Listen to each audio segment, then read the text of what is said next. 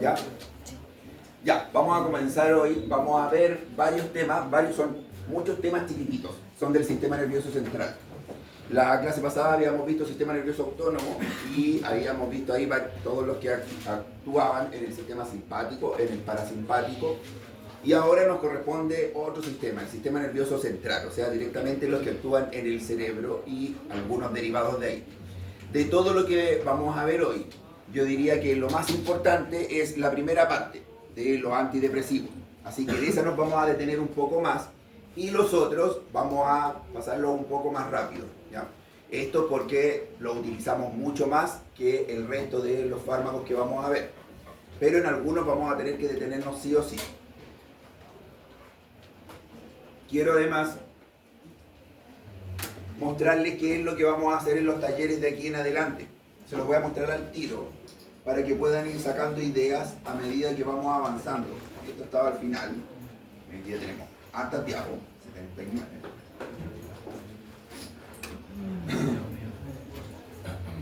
¿Qué vamos a hacer en el taller número 4? El taller número 3, pero el taller número 4. Y de aquí en todos los talleres que siguen hacia adelante.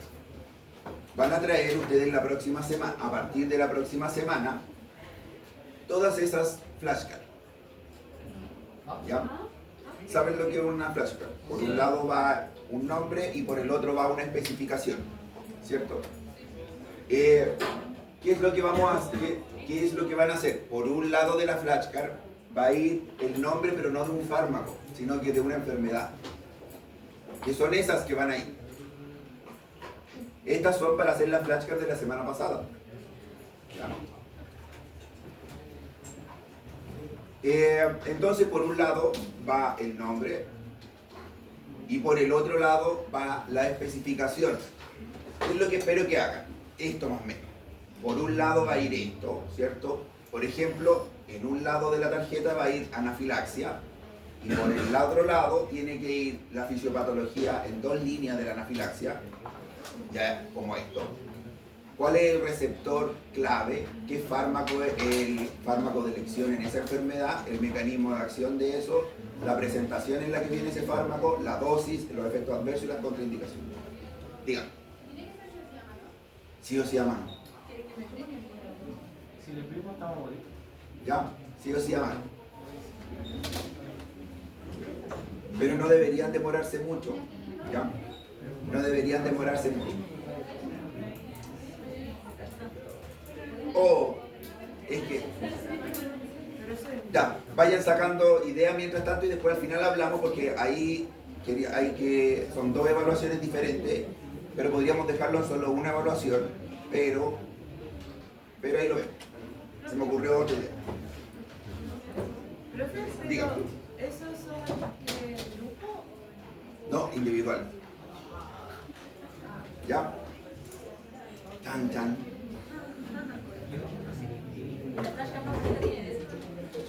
Ahí les voy a mostrar la pauta. Ya, pero para que vayan sacando ideas de cómo vamos a ir trabajando. No en base a fármacos, sino que a enfermedades en los que ocupamos los fármacos. Partamos viendo los antidepresivos. ¿Ya? Antidepresivos. A los fármacos antidepresivos también le llamamos ansiolíticos antidepresivos porque la mayoría tiene los 2 efectos. Porque está controlado por los mismos sistemas, tanto la ansiedad como la depresión. Y todos los fármacos que vamos a ver el día de hoy actúan básicamente sobre 4 sistemas, que le llamamos sistemas de las monoaminas. ¿Ya? ¿A qué llamamos monoaminas? A estos 4 neurotransmisores: adrenalina, serotonina, noradrenalina y dopamina. Si se dan cuenta, todos tienen un esquema básico, ¿cierto? Sobre el cual se agregan un grupo radical. ¿Ya? Entonces, todos tienen un esquema básico, por eso todos vienen de la misma base. Y tenemos 4 monoaminas que controlan en su conjunto el ánimo, diferentes aspectos del ánimo. La energía, el placer, la tristeza, ¿ya? Etcétera. Todas esas cosas están controladas aquí. La concentración, Pero de todos estos, el que siempre ha tenido más impacto en el ánimo ha sido la serotonina. Por lo tanto, de estos cuatro, la serotonina siempre ha tenido un papel fundamental, un papel extra. Y la mayoría de los fármacos le apuntan a la serotonina.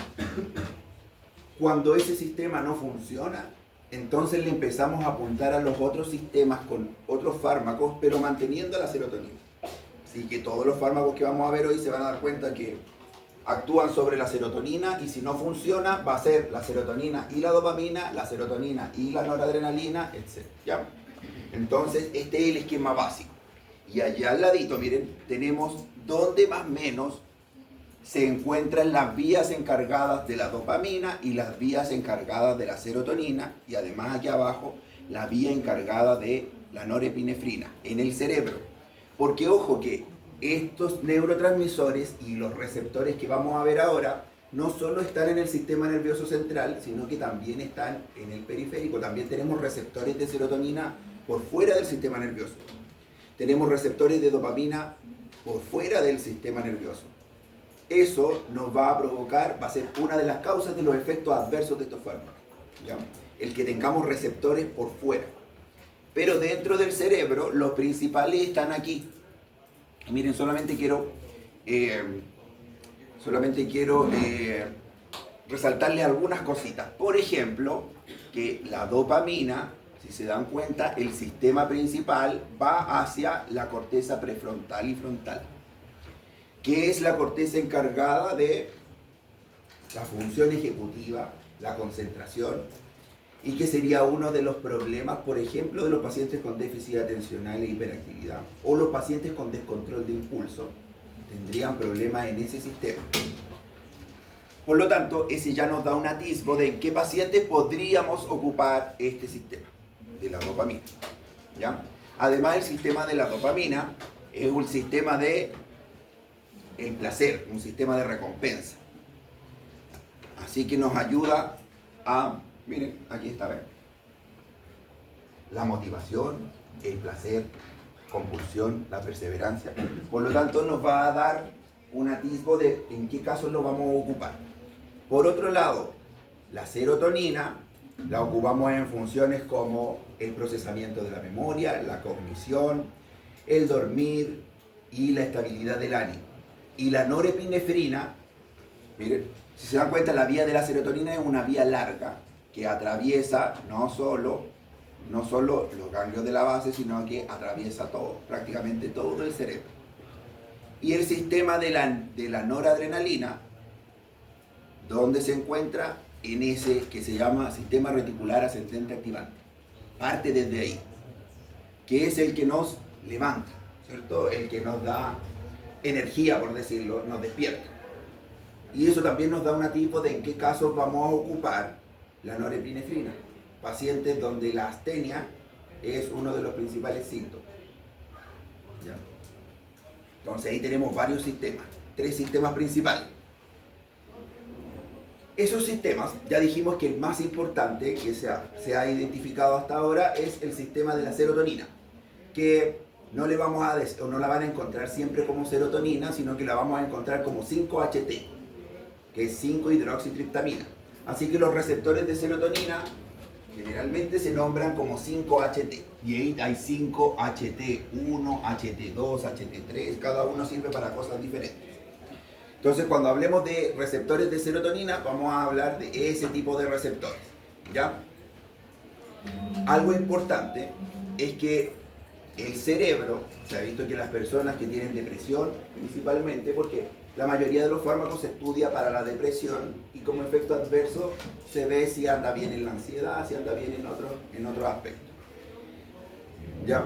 Entonces, la serotonina se ha visto que está disminuida, o las vías están disminuidas. Así que todos los fármacos apuntan hacia aumentar el neurotransmisor que queremos. Hacia aumentar la serotonina, aumentar la noradrenalina, la dopamina, etc. ¿Cuál es el problema? Es que el cerebro, esto ya lo habíamos hablado un poco, el cerebro se protege durante las primeras semanas, y cuando le ponemos demasiada serotonina, el sistema se vuelve insensible a la serotonina, se retrae.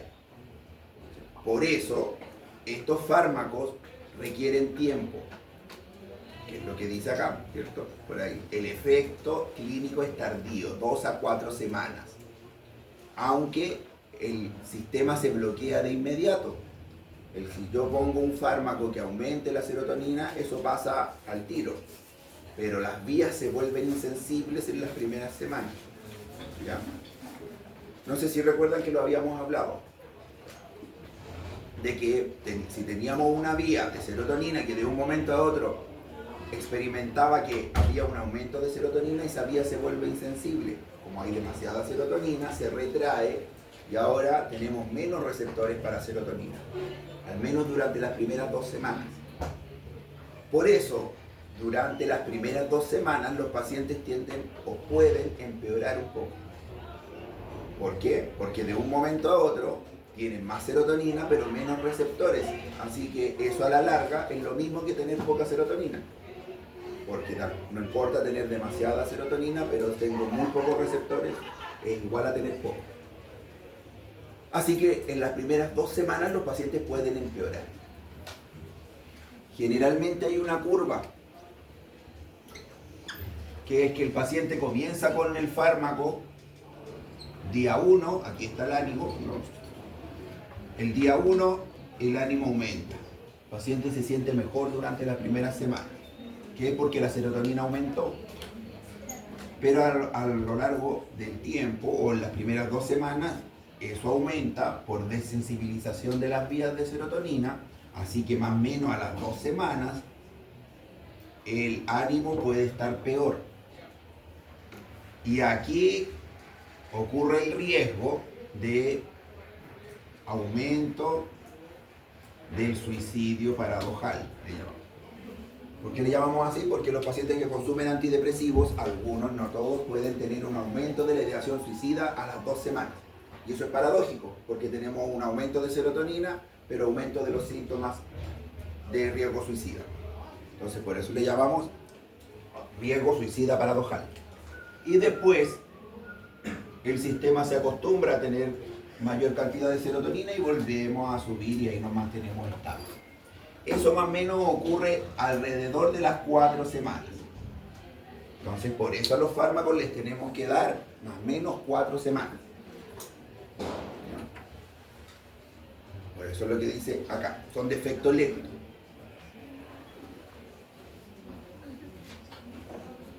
A lo largo del tiempo,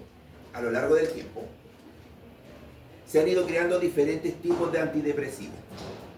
Los más antiguos, de los años 50, de hecho hay unos más antiguos, que se los voy a nombrar más adelante, que se llaman IMAO.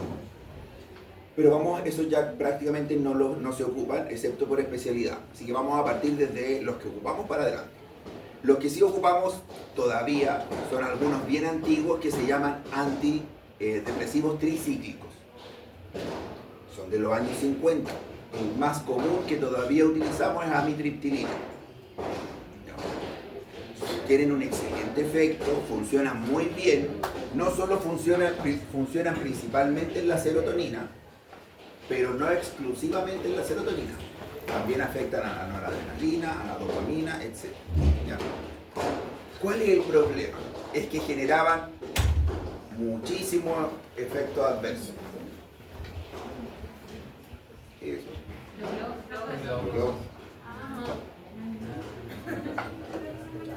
Entonces,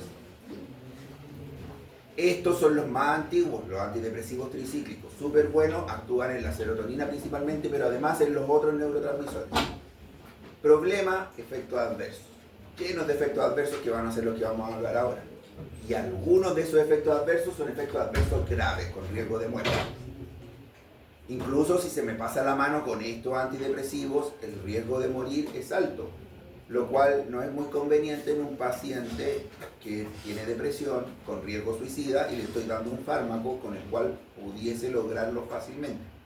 A diferencia de los fármacos nuevos, en los cuales yo, a pesar de que tome una alta dosis, el riesgo de morir está presente, pero no es tan alto. Eso es bastante mejor que lo que teníamos antes. Así que después de los años 80, a pesar de los años 50, aparecieron un nuevo grupo, que es el más importante y que continuamos utilizando hasta ahora como primera línea. que se llaman IRS.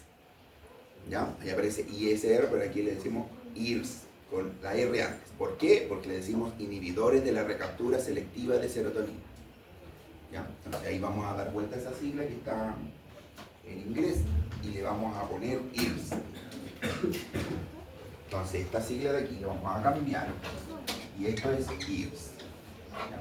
Son los principales que ocupamos hasta el día de hoy y que para ahorrarse gran parte de los efectos adversos ahora le apuntaron solo a la serotonina. Por eso se llama inhibidores de la recaptura selectiva de serotonina. Entonces así nos evitamos efectos adversos, no apuntándole a todas las monoaminas, no apuntándole a la dopamina, no a la adrenalina, no a la epinefrina. No. Entonces le apuntamos solo a la serotonina y tiene muy buenos efectos. Con eso, ¿qué lograron? Controlar la depresión y la ansiedad, bajar los efectos adversos y el riesgo de muerte también. Y son mucho mejor tolerados que estos de aquí arriba. Probablemente si alguno de ustedes ha escuchado de algún antidepresivo, es de este grupo del que ha escuchado. Escitalopram, sertralina, fluoxetina, todo eso pertenecen a este grupo de los IRS. Pero al volverse más selectivos, perdieron algunos efectos que tenían estos de antes. La gente que ya había probado estos de aquí, se daba cuenta que con estos tenía algunas cosas que los nuevos no tienen. Como por ejemplo manejo del dolor, ¿ya? Con esto podían manejar el dolor. Las depresiones que eran refractarias a tratamiento andaban un poquito mejor, el ánimo mejoraba más que con esto. Entonces empezaron a ver qué era lo que estos tenían, que estos no. Y se dieron cuenta de que efectivamente una de las cosas que habíamos perdido era, por ejemplo, aumentar la noradrenalina. Por ejemplo, aumentar la dopamina. Pero no era conveniente aumentarlas todas al mismo tiempo como lo hacían los tricíclicos, porque íbamos a volver a tener muchos efectos adversos. Así que lo mejor era apuntarle a alguna de ellas, pero de manera selectiva. Entonces era serotonina y noradrenalina, o serotonina y dopamina, y ahí aparecen unos que le llamamos duales. Y aquí tenemos a los años 90, donde empiezan a aparecer ahora fármacos que son duales, o sea que le apuntan a dos neurotransmisores al mismo tiempo. Por ejemplo, los vamos a ver después, aquí tenemos uno que le llamamos inhibidores de la recaptura de serotonina y noradrenalina. Entonces tenemos dos neurotransmisores del tipo monoamina al mismo tiempo. Y aquí en esta nos falta un cuarto, donde aparecen ahora último un grupo que se llama multimodal, que son la última chupada del mate que hay. Y que le apuntan básicamente a todos, pero se autorregulan. Justo creo que no puse ninguna imagen porque explicarlos es bastante complejo, porque tienen efectos diferentes en todos lados. ¿A qué me refiero? No es que vayan y activen a todos los receptores de serotonina, sino que activan algunos, desactivan otros, algunos de noradrenalina se activan, otros se desactivan, algunos de dopamina sí, algunos de dopamina no. Entonces van sobre varios neurotransmisores, pero no los activan todos, con eso se evitan muchos efectos adversos y han logrado cosas bastante buenas. Entonces como cuarto tendríamos ahí los multimodales. ¿Qué cosas buenas se han logrado con estos? Se llaman multimodales porque tienen muchos modos de actuar, diferentes targets. ¿Qué cosas han logrado? Por ejemplo, reducir el tiempo de carencia, el tiempo de estas 2 a 4 semanas, los pacientes a las 2 semanas ya están mucho mejor. Se ha visto que los pacientes aumentan en la parte cognitiva, así que se cree que podría servir para los adultos mayores para que recordaran más cosas, fueran más activos mentalmente. Les aumenta la parte cognitiva. Sirve para depresiones que son prácticamente refractarias a todo, también sirve. ¿Cuál problema creen ustedes que puede tener? Como es lo último que ha salido, es también lo más caro. ¿Ya? Y ahí hasta ahora tenemos uno nomás en el mercado que se llama vortioxetina, conocido como Brintelix. que es como lo último que hay, que también le vamos a dedicar unas palabras.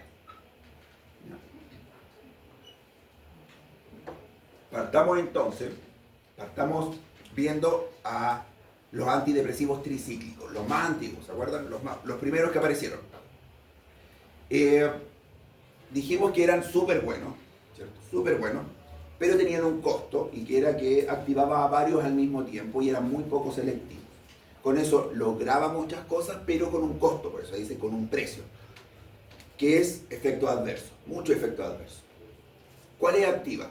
Bloquea la recaptación de serotonina o 5-hidroxitriptamina y norepinefrina, también receptores muscarínicos, histaminérgicos y alfa-adrenérgicos. O sea que nos escapamos incluso del sistema de las monoaminas y vamos hacia otros neurotransmisores, ¿ya? Por lo tanto, miren, tiene efectos muscarínicos, y los efectos muscarínicos son efectos parasimpáticos. Son efectos parasimpáticos. Tiene efectos histaminérgicos, ¿ya? Que ya vamos a ver después para qué sirve la histamina, y efectos adrenérgicos. ¿Qué cosas provoca efectos adversos? Desde lo menos importante al más importante. Menos importante, efectos anticolinérgicos. ¿En quién son especialmente importantes estos efectos anticolinérgicos? ¿Creen ustedes? Que creo que lo dijimos. Adultos mayores. Porque los adultos mayores aumentamos el riesgo de caídas, de fracturas y de demencia. Así que esto de aquí hace que para adultos mayores los antidepresivos tricíclicos no los ocupemos. ¿Por qué produce efectos anticolinérgicos? Porque bloquea receptores muscarínicos. ¿Qué cosas puede provocar? Sequedad bucal, visión borrosa, estreñimiento, retención urinaria. Así que cuidado en pacientes adultos mayores, y cuidado también en pacientes jóvenes con otros problemas. Un paciente joven o joven entre comillas adulto podríamos decir, con hiperplasia de próstata, que no es total, podríamos nosotros con este fármaco ocasionar una obstrucción total y una retención urinaria aguda. Tiene efectos antihistaminérgicos como sedación y aumento de peso, al igual como la clorfenamina, porque la clorfenamina es un antihistamínico H1, por eso ahí como bloquea los H1, así que este produce sedación casi igual como la clorfenamina. Además de eso, tiene efecto alfa-1 adrenérgico. ¿Y se acuerdan qué es lo que hacían los efectos el receptor alfa-1? Vasoconstricción, pero ahora lo estamos bloqueando, así que vamos a tener vasodilatación, así que entre otras cosas hipotensión ortostática y mareo, cosa que en un adulto mayor nuevamente le provoca más problemas. Convulsiones, pero en alguien que está predispuesto a las convulsiones, o sea, si se lo damos a alguien con epilepsia, este fármaco le va a propiciar crisis. Y aquí viene lo realmente importante: cardiotoxicidad, provoca prolongación del QT, riesgo de arritmia y sobre todo en sobredosis. Así que no se lo tenemos que dar a nadie que tenga ya una arritmia de base, o riesgo de arritmia, o que tenga el QT prolongado ya por otra causa. Y si alguien que no tiene ninguno de esos factores de riesgo lo toma en exceso, puede morir por una arritmia maligna. Y este hasta ahora es uno de los principales efectos adversos. Entonces, si a alguien se lo damos y se toma en exceso, lo que vamos a lograr es, lo que va a lograr es probablemente lograr suicidarse por un paro cardíaco, por una arritmia maligna, ¿ya? Así que ese es uno de los principales efectos adversos que puede matar a un paciente. Los otros, si ustedes se dan cuenta, no va a matar, va a molestar bastante, pero este de aquí es el que realmente nos interesa. Por eso, entonces, adulto mayor, no, por todo esto y por la carga anticolinérgica en el adulto mayor. Pacientes con arritmias cardíacas, tampoco, ¿cierto? Por el riesgo de empeoramiento. Pacientes que ya tienen prolongación del QT o en concomitancia con otro fármaco que ya prolongue el QT, tampoco. O pacientes con un alto riesgo de sobredosis, tampoco. Además, si un paciente tiene deterioro cognitivo, tampoco se lo damos porque el riesgo de sobredosis también aumenta. Así que en general, esto por todos estos motivos se fue cada vez dejando de dar. Pero con el tiempo, ya lo vamos a ver, se fue viendo que tenía efectos que los otros no tenían, así que se ha retomado para algunos casos el seguir dando los antidepresivos tricíclicos.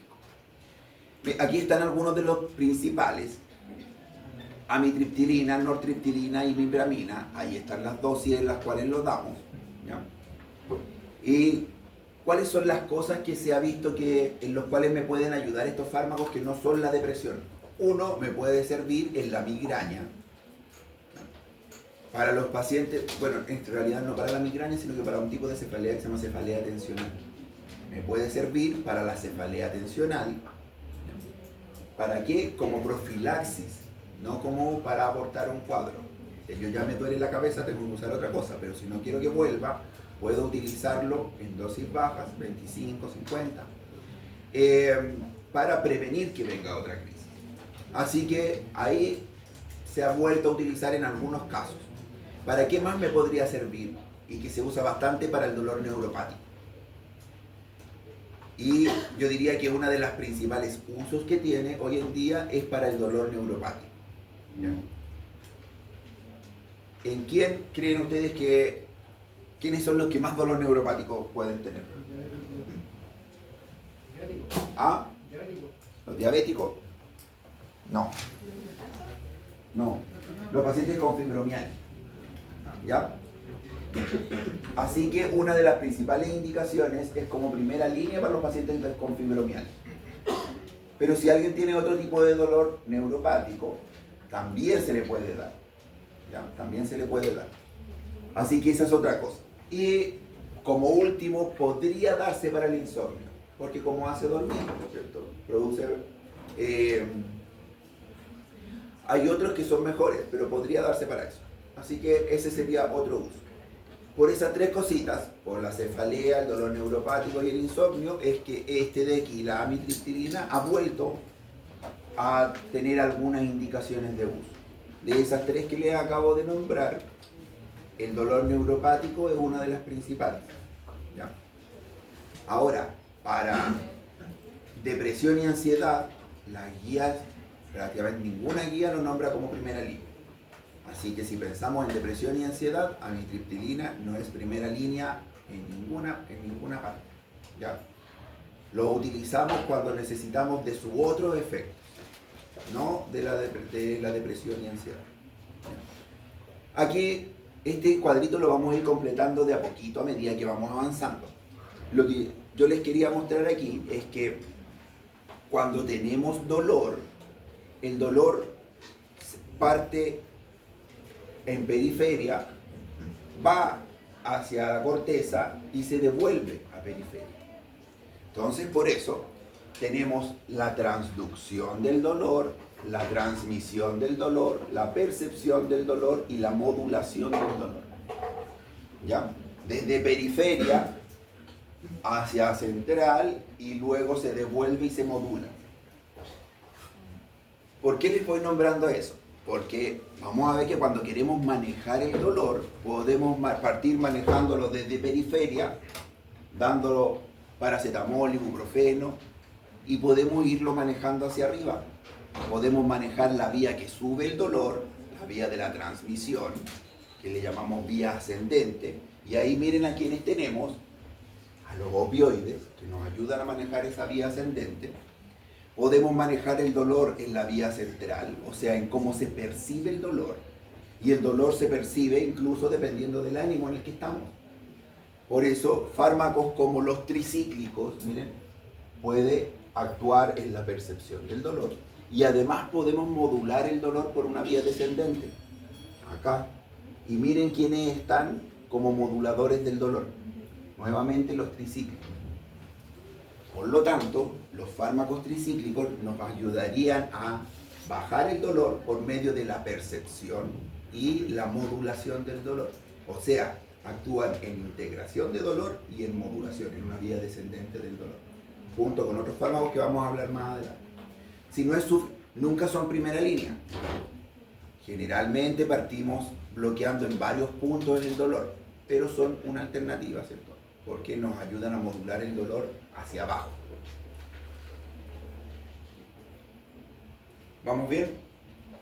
Vamos con el siguiente. Entonces ahora, los que sí utilizamos de primera línea, que son los inhibidores de recaptura de serotonina. Estos sí son primera línea.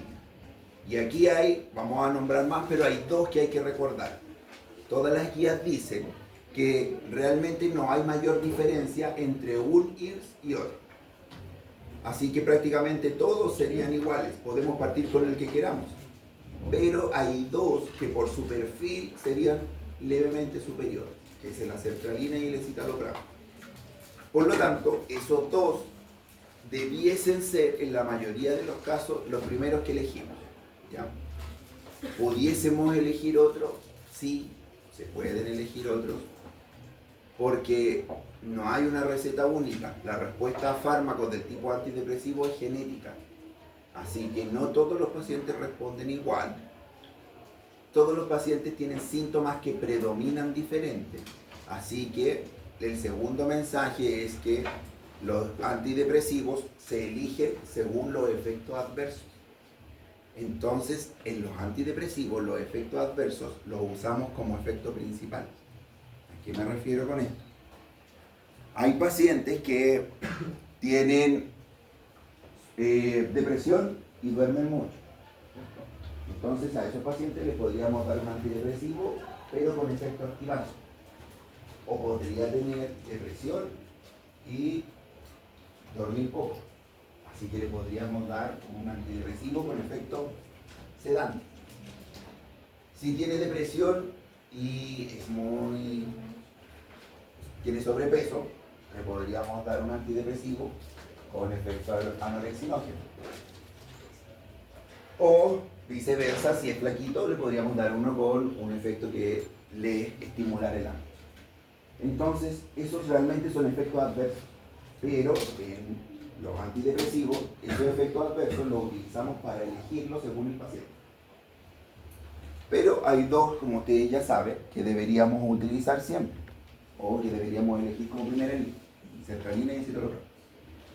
Entonces, los principales, estos sí son primera línea, donde actúan preferentemente en la recaptura selectiva de la serotonina. Vámonos a esa figurita que aparece abajo. Y en esa figurita aparece una neurona en este lado que libera serotonina. Esa neurona libera serotonina, la serotonina queda en el espacio sináptico, se une al receptor de serotonina que está en la neurona postsináptica, y esta neurona se activa y lleva el impulso. La serotonina que quedó en este espacio se vuelve a recapturar por la neurona presináptica y se guarda. ¿Por qué hacemos eso? Porque las neurotransmisores no se hacen aquí, se hacen en el núcleo. Así que hay que llevar neurotransmisor de manera constante desde el núcleo a periferia, a través del axón y hasta la dendrita. Eso tiene un costo, es lento.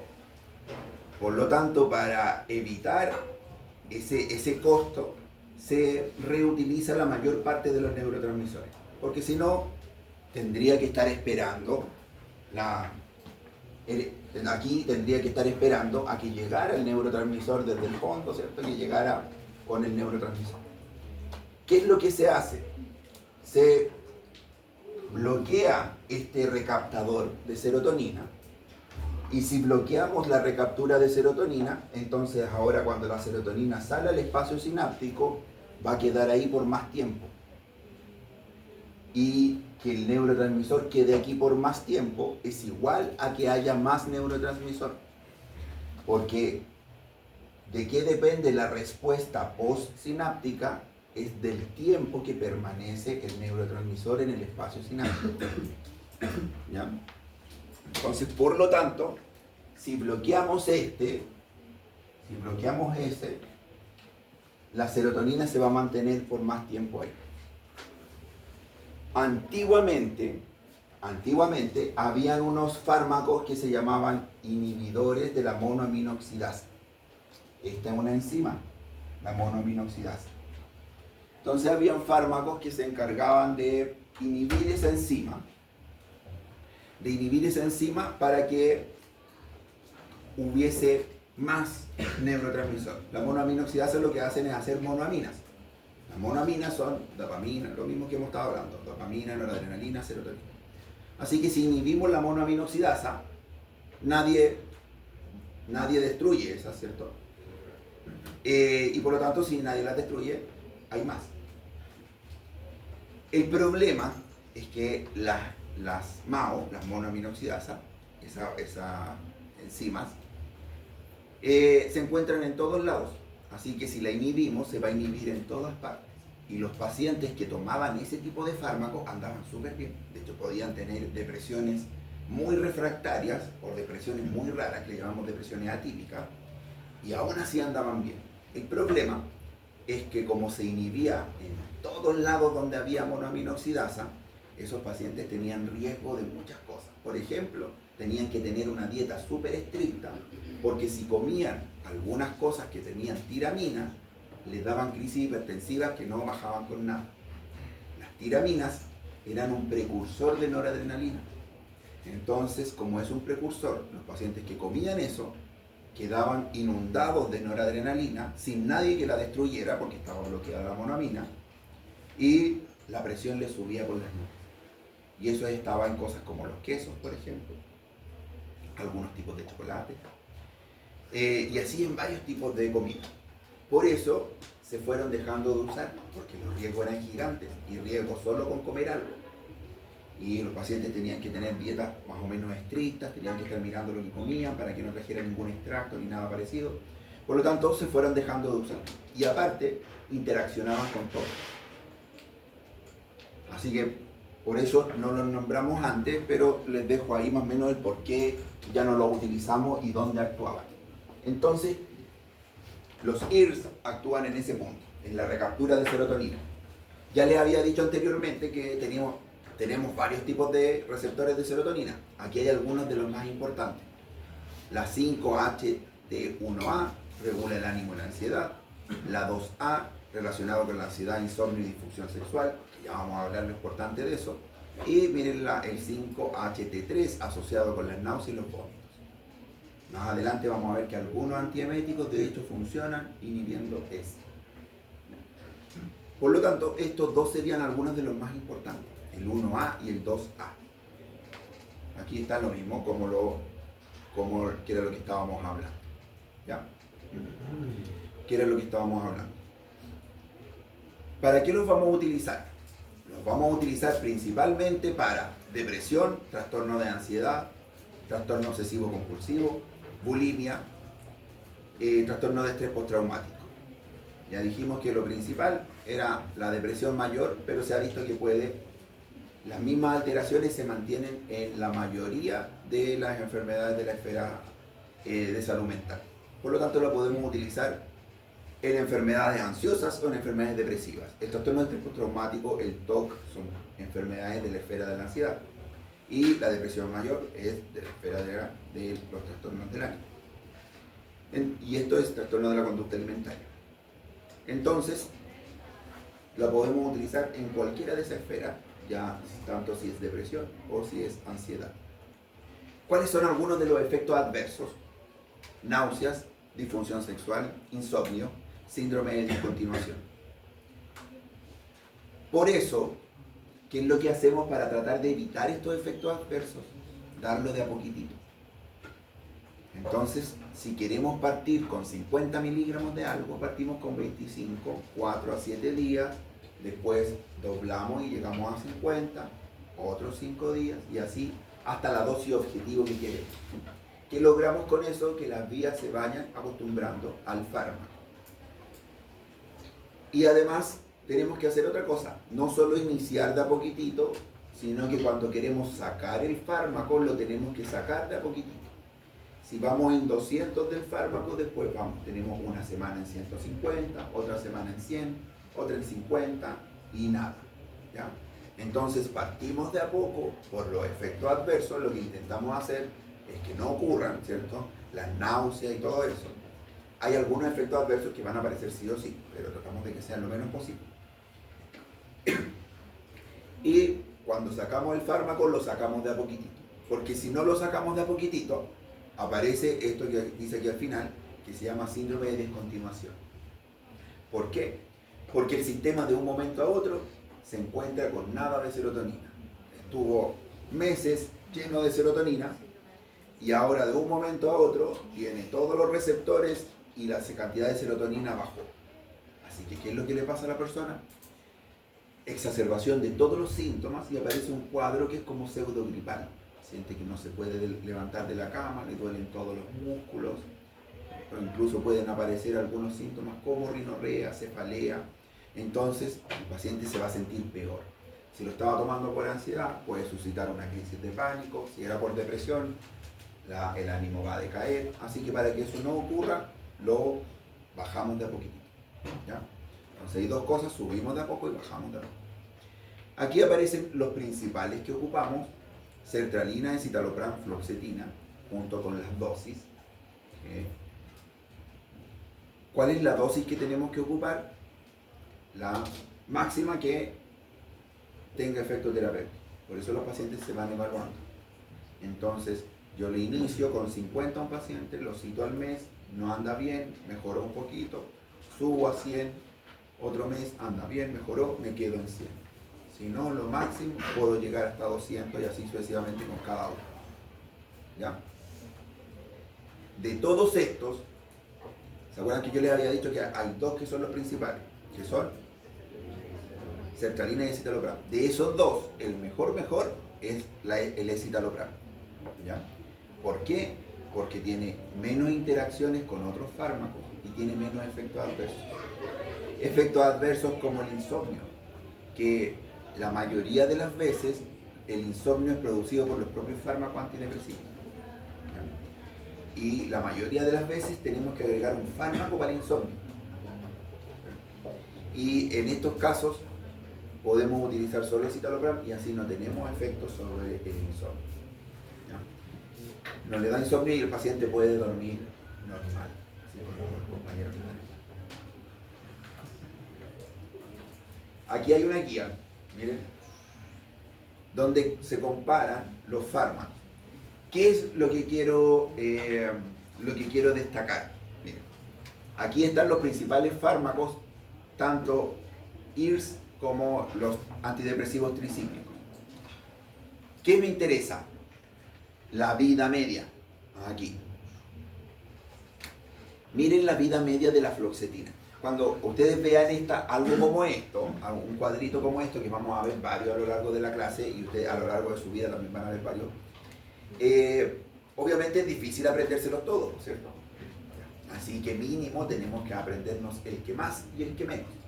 ¿Ya? Que son las dos preguntas clásicas. Nadie pregunta por los que están en medio. Siempre preguntamos con el cuál tiene más vida media, menos vida media, cuál tiene más unión a proteínas, menos unión a proteínas. Entonces de aquí, ¿qué vamos a rescatar? Miren cuál es el que tiene más vida media. La fluoxetina. 2 a 4 días y activo 7 a 15 días. De hecho, generalmente se dice que tiene vida media de 7 días.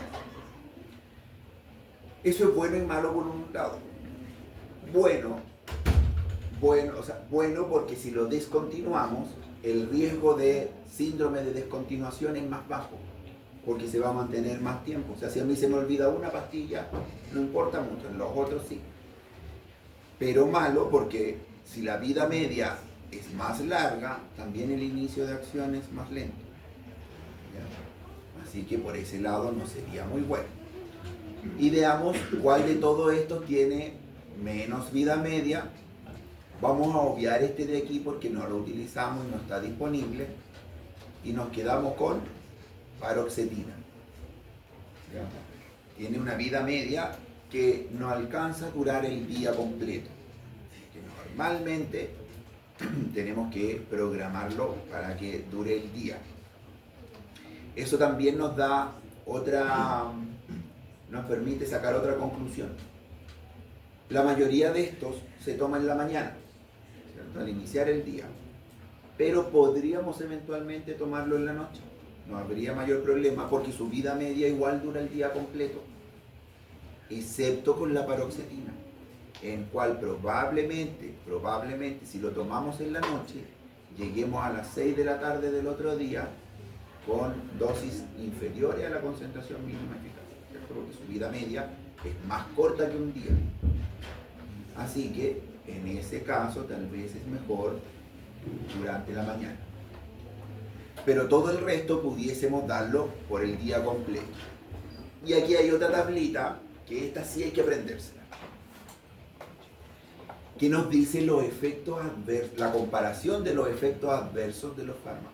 ¿Y por qué es importante aprendérselo? Porque acabamos de decir que los fármacos antidepresivos se dan según el perfil de efectos adversos. Entonces, ¿cómo elegimos el fármaco antidepresivo? Uno, podemos elegirlo según los dos más efectivos, sertralina y citalopram. Si tengo que elegir entre uno de los dos, es citalopram probablemente. Segundo, perfil genético. Una pregunta que se hace normalmente a los pacientes: ¿algún familiar toma o tiene alguna enfermedad de salud mental, depresión, ansiedad? Si mi mamá tiene, mi hermana tiene que ser familiar de primer grado. O sea, familiar de primer grado. A ver, me acordé de algo, pero tiene que ser familiar de primer grado. Tiene que ser un familiar de primer grado, entonces, y ella dice, ya, ¿y con qué anda su familiar? No, con paroxetina. ¿Y cómo anda? No, con paroxetina anda bien. Entonces, partamos también con usted con paroxetina. ¿Por qué? Porque comparten genética, ¿cierto? Con su mamá. Si comparte genética con su mamá y su mamá le hizo bien la paroxetina, y yo asumo que el médico que le dio paroxetina a la mamá se la dio por algo, una, o porque no le funcionaron las primeras opciones, citalopram, sertralina, o sea, hizo un camino largo para llegar ahí, o por el perfil de efectos adversos. Así que para no hacer el mismo camino con ella, parto por el que funcionó. Otra manera de partir con un antidepresivo es partir con el último antidepresivo que funcionó. Muchos pacientes ya tienen historia de salud mental. Me dicen, no, hace mucho tiempo, lo último que tomé fue fluoxetina. Intentaron con varios y tomé fluoxetina y anduve bien con eso. Pasaron 10 años y ahora volví.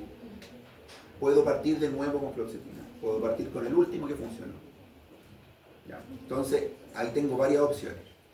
Y la otra forma en la que tengo que fijarme cuando voy a iniciar es por el perfil de efectos adversos. ¿Cuáles son los efectos adversos de todos los antidepresivos que me tengo que fijar?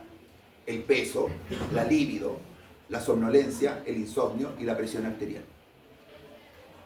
Dentro de eso, uno de los efectos adversos que más limita a los pacientes, y está comprobado que uno de los efectos adversos que propicia la no adherencia a tratamiento, ¿cuál creen ustedes que es? Muy bien, la libido. La libido. Recuerdo un paciente ahora que la esposa, esto es como off-label, lo que les voy a decir ahora es off-label, o sea, fuera de norma. La esposa fue porque él estaba pasando por un mal momento, porque la esposa está pasando por un mal momento, y una de las cosas que más le afectaba a él es que la actividad sexual había bajado mucho. Pero él seguía con las mismas ganas de antes.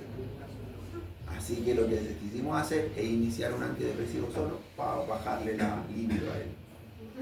Y mientras tanto espera a la esposa que pase su trabajo. ¿Ya? Así que hay un ejemplo de cómo ocupamos un efecto adverso como efecto principal. A la mayoría de las personas el que baje la libido es terrible, pero en ese caso nos ayudaba a que siguieran juntos mientras tanto. Ya. Entonces, la libido es uno de los principales problemas. Así que ténganle ojo, porque vamos a ver después un antidepresivo, el único que no disminuye la libido, sino que la sube. ¿Ya? Así que todavía no hemos llegado ahí. Todavía no hemos llegado. ¿Cuáles tenemos? Miren, efectos sobre el peso. Yo diría que este cuadrito de aquí le haría una pequeña acotación, porque en la mayoría de los libros ustedes van a ver que dice efecto neutro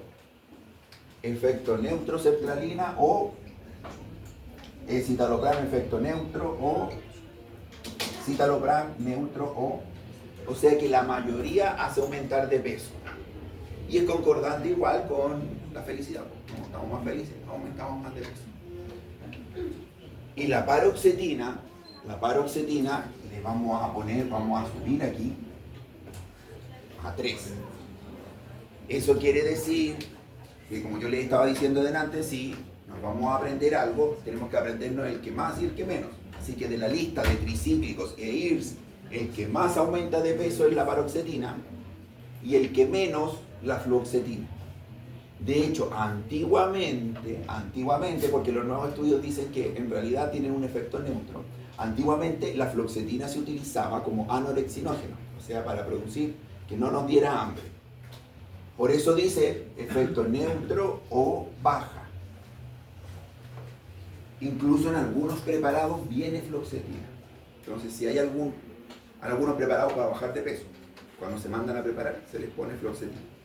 Entonces, si nos aprendemos el que más, paroxetina pareciera que el que más aumenta de peso, y fluoxetina el que menos aumenta de peso. Al menos es un efecto neutro o incluso podríamos bajar. Vámonos a otro, el alívido. ¿Cuál es el que más disminuye el alívido? Paroxetina. ¿Ya? ¿Cuál es el que menos? Todos los demás lo disminuyen igual. El que menos no está en esta tabla. Así que ahí nos vamos a quedar pendientes con otra tabla. Somnolencia. O sea, ¿cuál me va a entrar trayendo más dormido?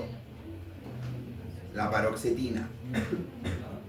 ¿Cuál es el que me va a andar trayendo menos dormido? La fluoxetina, que ahí dice baja, pero cuando llegamos a dosis máximas de fluoxetina, cuando vamos llegando a 60, la fluoxetina es bien especial porque la fluoxetina en dosis bajas actúa solo sobre la serotonina, pero cuando vamos llegando a dosis altas empieza a pegarle un poquito a la noradrenalina. Y cuando le pegamos a la noradrenalina empezamos a despertar, a tirarnos para arriba.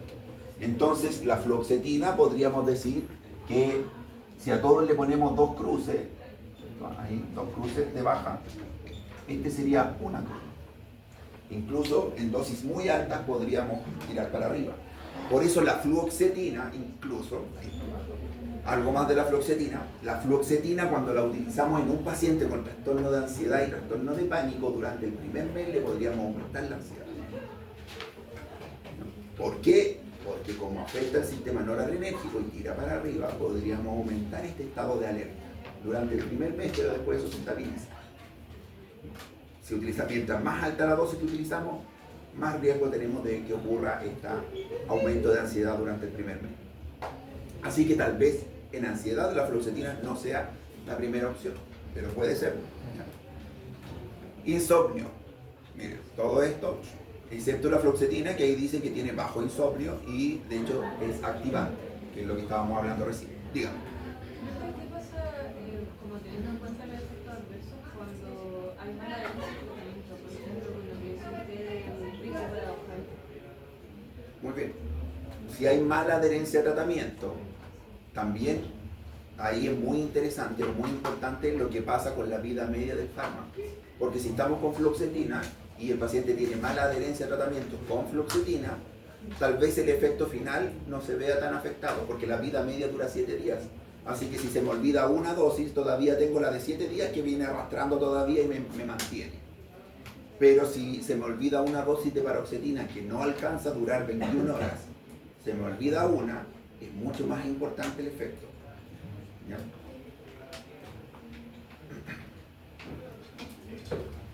Y por último, la presión arterial. Miren, si se dan cuenta, la mayoría tiene efecto neutro, aunque la fluoxetina en dosis alta podría subir un poco la presión arterial. No aparece ahí porque para llegar a ese efecto tenemos que utilizar dosis máxima, llegar a 60. Si lo utilizamos en 20, 40, que es la dosis estándar, no debiésemos tener ese efecto. Pero cuando vamos llegando a la dosis máxima, sí. Y la paroxetina puede provocar hipotensión, o sea, puede bajar la presión. Si la paroxetina es tan mala, o sea, pareciera que tiene lo peor de todo, ¿para qué la utilizamos entonces? Es porque tiene un efecto, de todo esto, su efecto ansiolítico es uno de los más fuertes. O sea, para las enfermedades ansiosas, que, vámonos acá, ¿cuáles son? Trastorno de pánico, trastorno de ansiedad generalizada, trastorno de estrés postraumático, trastorno de obsesivo compulsivo. La paroxetina tiene un muy buen perfil ansiolítico, pero con un costo. Va a subir de peso, va a bajar muchísimo la libido, la somnolencia, mucha somnolencia. Así que todo eso tiene un costo, ¿ya? Este cuadrito entonces es muy importante porque nos ayuda a seleccionar el fármaco indicado para el paciente. Veamos ahora qué pasa con los otros. ¿Qué pasa con los otros neurotransmisores o con los otros receptores más allá de la serotonina? ¿Cuáles eran los otros receptores que dijimos?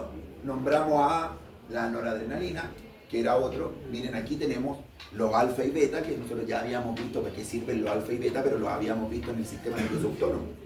Pero esos receptores también están dentro del sistema nervioso central. ¿Y qué hacen ahí? Regulación del ánimo, atención, vigilia, presión arterial y frecuencia cardíaca. O sea, algunas cosas que ya las habíamos visto, pero hay otras que no las habíamos visto, como el ánimo, la atención y la vigilia. O sea, ayudan a los pacientes que andan con mucha astenia, ¿cierto? Que sienten que el cuerpo les pesa, que no se pueden levantar, que no tienen ánimo para nada, los ayuda a tirar para arriba. Por lo tanto, activar a estos nos ayuda bastante. ¿Qué fármacos nos ayudan a activar la noradrenalina? Los tricíclicos, pero con un costo. Los duales, o sea, los que activan serotonina y norepinefrina. Y además otro, como la mirtazapina, que lo vamos a ver después, que aumenta la noradrenalina. Otro neurotransmisor, la dopamina. Y ahí tenemos varios neurotransmisores de dopamina. Los de 1, los de 2, los de 3, los de 4. Y ojo, que fíjense ustedes que la dopamina está implicada en muchas enfermedades que vamos a ver hoy. Sirve para los movimientos dentro de un sistema que se llama nigroestrial, entre la sustancia nigra y el sistema estriado, se produce dopamina y cuando la dopamina baja se produce el Parkinson. Así que la dopamina puede ser un fármaco implicado en el Parkinson y por lo tanto lo vamos a ocupar también para eso. Además de eso sirve para el placer y la recompensa, la motivación. Por lo tanto también nos sirve como antidepresivo. ¿Ya? Placer, recompensa, motivación. Y ahí se les ocurre algo, ¿no? Placer, recompensa, motivación. Placer, recompensa, motivación. ¿No se les ocurre nada?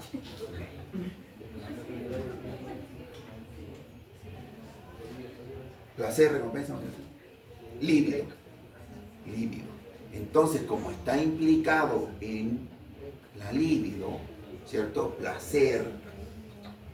Entonces los fármacos que actúan sobre la dopamina nos ayudan a no bajar el placer frente a algunas cosas como la libido. Así que vamos a ver ahora un fármaco que nos va a ayudar a tener más motivación, recompensa y placer sin la libido. Y hay otros también. ¿Para qué más nos podría servir? Nos podría servir para los pacientes que son adictos a algunas cosas. Porque los pacientes que son adictos a algunas cosas, que no quiero decir aquí todavía para que vamos avanzando a poco, tienen una activación del sistema de dopamina, pero en vez de activarlo con lo normal que lo deberíamos activar todos, que todos deberíamos activar la dopamina como un sistema de recompensa frente a logros, comida o actividad sexual, ellos lo activan con ese algo, con droga o con algún tipo de sustancia. Entonces, pues nosotros podríamos sacar la sustancia y poner este fármaco y el cuerpo va a pensar que todavía tiene dopamina y así lo podemos hacer dejar ese algo. Así que otra función es para ciertos tipos de adicciones. Última función es que el sistema dopaminérgico también está implicado en algunos sistemas cognitivos y de percepción. Por lo tanto, cuando la dopamina en ciertas áreas del cerebro está alterada, podemos tener alucinaciones, retracción, retracción desde el punto de vista social, inhibición social, y a eso le llamamos psicosis. Así que los antipsicóticos actúan también sobre la dopamina. Y lo último, que se me quedaba en el tintero, la dopamina actúa también como un inhibidor de la prolactina. Si ustedes recuerdan, tenemos el hipotálamo arriba, ¿cierto? La hipófisis, y la hipófisis se divide en adenohipófisis y neurohipófisis. Dentro de la adenohipófisis tenemos a las hormonas propiamente tal, que le llamamos hormonas tróficas o trofinas. Y en el hipotálamo tenemos las hormonas liberadoras e inhibidoras. Todas las hormonas de la adenohipófisis, no las de la neurohipófisis, necesitan de una hormona liberadora y de una inhibidora, excepto la prolactina. La prolactina solo necesita de una hormona inhibidora, que es la dopamina. Así que cuando no hay dopamina, la prolactina se estimula sola, cosa que no pasa con las otras. La hormona del crecimiento, si yo no tengo la hormona inhibidora del crecimiento, no aumenta la hormona del crecimiento porque necesita de la hormona liberadora de la hormona del crecimiento. En cambio, la prolactina, si no tiene su hormona inhibidora, la prolactina sube por sí sola. Así que todo lo que bloquee la dopamina tiene el riesgo también de aumentar la prolactina. Y ahí tenemos una última función. Y por último, miren, al otro lado, como un extra, se ha visto que las personas con depresión y las personas con fibromialgia también tienen alteración del ciclo sueño-vigilia. Por lo tanto, la melatonina y los receptores de melatonina también son un target para algunos fármacos, principalmente para los pacientes que tienen depresión o fibromialgia con alteración del ciclo sueño-vigilia. Por lo tanto, se ha visto que los receptores de melatonina podrían servir para ayudar a esas personas. Y hay algunos fármacos, uno en específico que tenemos en Chile, que funciona como un agonista del receptor de melatonina, induciendo el sueño y el restablecimiento del ciclo sueño-vigilia. Y el ciclo sueño-vigilia además está regulado por la luz, ¿cierto?, a través de la vía visual y del núcleo supraquiasmático. Por lo tanto, se ha visto que en los lugares donde hay menos luz hay más depresión, más luz aumenta la... Por eso, usted, ¿en qué año nació usted? ¿Y en qué mes? En mayo. O sea, ¿cuándo lo engendraron? Septiembre, octubre, noviembre, diciembre, enero, febrero, marzo, abril, mayo. O sea, más o menos en septiembre. Más o menos para la fonda. Se ha visto que la mayor parte de la actividad sexual ocurre primavera-verano, terminando el invierno, porque habría un cambio de patrón solar, ya, entre otras cosas. Eso también lleva a otro problema. Los pacientes con depresión se suicidan más para las fechas importantes. Así que también hay más riesgo de suicidio durante esas fechas. Pero si hacemos probablemente un censo aquí, la mayoría fue concepcionado entre saliendo de agosto, ¿cierto?, terminando un poquito el invierno, pasando ya a primavera-verano, ¿ya? Septiembre-octubre. Saquen la cuenta. Así que se ha visto que esto es muy importante para varias cosas, el ciclo del sol. Veamos ahora algunos de esos fármacos. Ya vimos cuáles son los receptores, 3 receptores más importantes, ¿cierto? Ya vimos cuál era el más importante, serotonina. Pero el 3 más que nos queda, nora, dopa y melatonina. Dentro de la noradrenalina hay un grupo de fármacos que le llamamos duales. Los abreviamos así. Dentro de los duales, los más importantes son venlafaxina y duloxetina. ¿Cuál es la gracia de estos fármacos? Que no solo bloquean a la recaptura de serotonina, sino que además le agregamos la norepinefrina. Así que ahora tenemos 2 neurotransmisores que aumentan, serotonina y norepinefrina. ¿Y qué logramos con la norepinefrina? 2 cosas. 1, potenciamos o apuramos el efecto de la serotonina, porque el efecto de la noradrenalina es más rápido que el de la serotonina. Así que estos pacientes mejoran antes que los otros. ¿Por qué? Porque mientras esperamos que la serotonina haga lo suyo, van a tener un aumento de norepinefrina que va a estar aumentando el ánimo, ¿cierto?, podríamos decir entre comillas de manera artificial, ¿no? Porque lo que tiene que ocurrir finalmente sí es la regulación de la serotonina, pero mientras tanto tenemos otro aguantando. Ahora, el principal que ocupamos es la venlafaxina. La venlafaxina se da en dosis de 75 hasta 225, pero tiene un truco, y es que la venlafaxina comienza su efecto sobre la norepinefrina a partir de los 150. O sea que cuando utilizamos venlafaxina en dosis de 75, solamente tenemos efecto sobre la sertralina. Y el efecto sobre la norepinefrina comienza en los 150.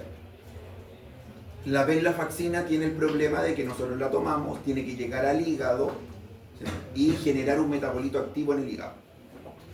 Por eso tiene riesgo de interacciones en el hígado, baja su biodisponibilidad, y eso hace que tengamos que llegar a dosis mayores para tener su efecto de noradrenalina. Para evitar eso se han creado, ¿qué podemos hacer? Tomaron al metabolito activo y lo hicieron un medicamento. Así que ahora hay un fármaco que nosotros tomamos y es un metabolito activo al tiro. Esa es la desvenlafaxina. La desvenlafaxina entonces es el metabolito activo de la venlafaxina, que logramos tener un mayor efecto con menos dosis y menos interacción. La desvenlafaxina se da desde los 50, y desde los 50 miligramos ya tiene efecto sobre la norepinefrina porque es el metabolito activo directo. ¿Ya? Dosis máxima 225. Duloxetina. ¿Ya? La duloxetina también es un dual, ¿ya? Se da en dosis de 60 a 120, pero también lo van a poder encontrar en dosis de 30. ¿Por qué lo encontramos en dosis de 30? Porque la dosis de 30 es una dosis de paso. Lo damos para llegar a los 60 mililitros. ¿Ya? Tener súper claro, porque cuando yo les pregunte la dosis de duloxetina, la dosis es de 60, pero podemos dar 30 como dosis de paso, ¿cierto?, para llegar a los 60. Nuestro objetivo es 60, digamos.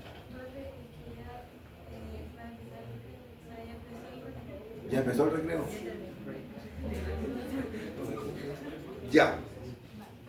Les voy a nombrar esto nomás. Pensé que me iba a hacer una pregunta de materia, estaba ilusionado. Y quizás cuánto rato llevas distraída, pensando, oye, ya. Voy a nombrar dos cosas nomás y después se pueden ir. Pueden ir. Ya. Entonces, ¿para qué lo ocupamos? Miren, algunas cosas. Para el dolor neuropático, no solamente se ha visto que nos sirve para la depresión y ansiedad, sino que para el dolor neuropático también, al igual como la mitriptilina. ¿Por qué? Porque la mitriptilina tenía el mismo efecto, serotonina y noradrenalina. ¿Efectos adversos? ¿Cuál es el problema de tener efectos adversos contra esto? ¿Cuál es el problema de activar la noradrenalina? Hipertensión. Hipertensión, ¿cierto? Una, taquicardia. Efectos ansiosos de activar la noradrenalina, lo que pasa cuando la activamos. ¿Y cuál es lo bueno de tomar algo con activación de noradrenalina? Activante, ¿cierto? Si teníamos poco ánimo, ahora nos tira para arriba. Y por otro lado, la mirtazapina, que lo habíamos nombrado delante, miren lo que hace, antagoniza varios de aquí. Pero una de las cosas que más nos interesa es que es ideal para la depresión con insomnio, que nos ayuda a dormir. Así que la mirtazapina la utilizamos generalmente en la noche cuando queremos dormir. Tenemos dos efectos para dormir y además de eso antidepresivo por la acción que tiene sobre el resto de los neurotransmisores. ¿Ya? Por eso no le puede ser. Ya, por eso no. Ya. Miren, ahí están los efectos, ustedes lo leen ahí cuando quieran. Y nos vemos en un ratito más. ¿Ya? Ahí sí les interesa también. Ya, vayan nomás, chicos, son las 5:20 puede ser. ¿El qué? Ya, muchas gracias.